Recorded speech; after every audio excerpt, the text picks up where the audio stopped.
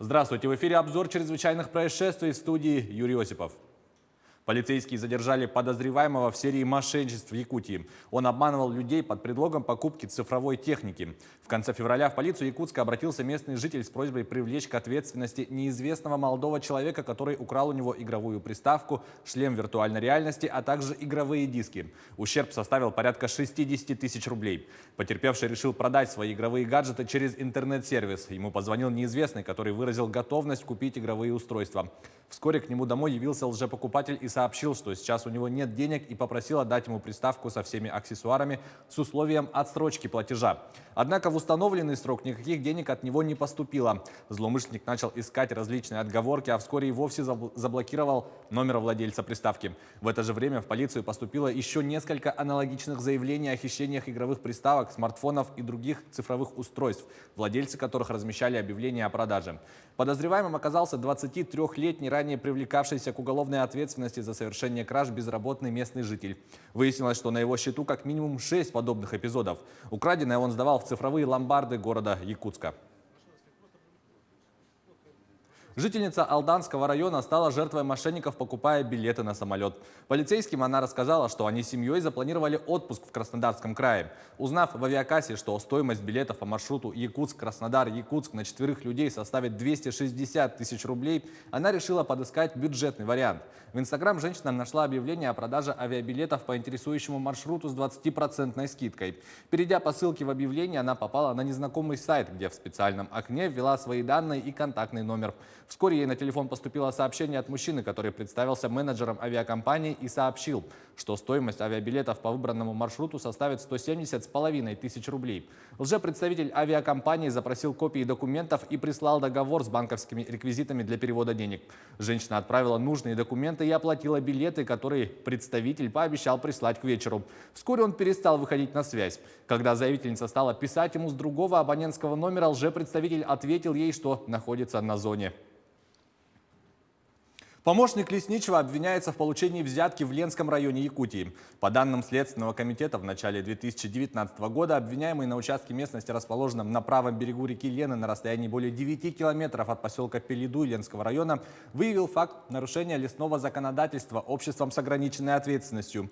Лесной проезд использовался работниками предприятия без соответствующих разрешительных документов, что влекло установленную законодательством ответственность. Он прибыл к представителю предприятия и сообщил об этом. В свою очередь, представитель организации поручил своему подчиненному урегулировать возникший вопрос. Обвиняемый сообщил, что для решения проблемы ему необходимо получить лодочный мотор и 2 гребных винта.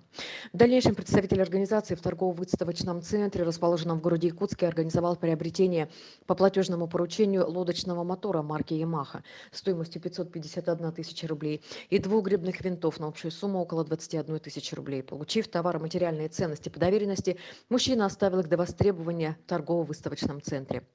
Он сообщил об этом помощнику лесничего, который позже забрал комплектующие. Факт преступления был выявлен сотрудниками отдела экономической безопасности и противодействия коррупции по Ленскому району.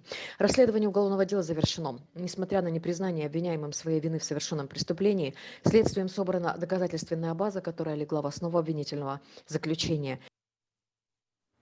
Житель Якутска обвиняется в убийстве, совершенном с особой жестокостью. Прокуратура республики утвердила обвинительное заключение по уголовному делу. По версии следствия, пьяный обвиняемый не менее 69 раз ударил ножом своего знакомого. В результате потерпевший скончался на месте происшествия. После утверждения обвинительного заключения уголовное дело направлено в Верховный суд республики. В Санкт-Петербурге в понедельник полыхала Дневская мануфактура. При тушении погиб пожарный, еще 2 оказались в больнице с серьезными ожогами.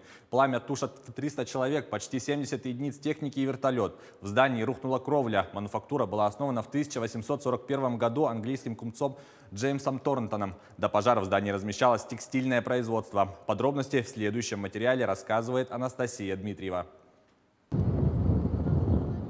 Пожар произошел в понедельник на территории Невской мануфактуры в Санкт-Петербурге. Здание является объектом культурного наследия. Площадь возгорания в доме номер 50 на Октябрьской набережной увеличилась до 10 тысяч квадратных метров, заявили в МЧС России. В ходе тушения погиб 1 пожарный. Еще 2 с ожогами доставлены в больницу. Из здания эвакуировали 40 человек. Сообщение о возгорании поступило в 12:35 по московскому времени. На место происшествия прибыли более 300 пожарных и 69 единиц техники. Тушение осложнено из-за сильного ветра. К операции привлекли вертолет К-32. Прокуратура и Следственный комитет начали проверку. До пожара в здании находилась фабрика шерстяных изделий. Это был обзор чрезвычайных происшествий. Берегите себя и до встречи в эфире.